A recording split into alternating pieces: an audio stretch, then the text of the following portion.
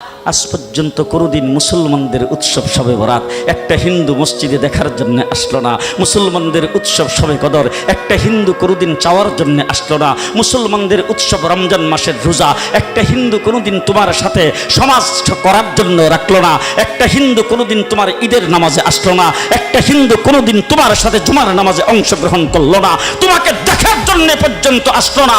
তার কারণ হলো হিন্দুরা মনে করে এটা মুসলমানের উৎসব, আর তুমি মুসলমান হইয়া হিন্দুর দুর্গা পূজায় কিভাবে গেলা?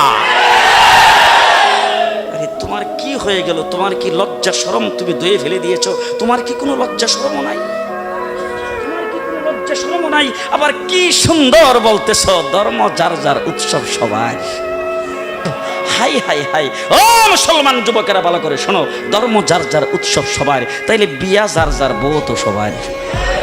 জি, বিয়ে যার যার বউ সবার, পুষ্কুনি যার যার মাস সবার, গাছ যার যার ফল সবার, ক্ষেত যার যার ফসল সবার, দোকান যার যার মাল সবার।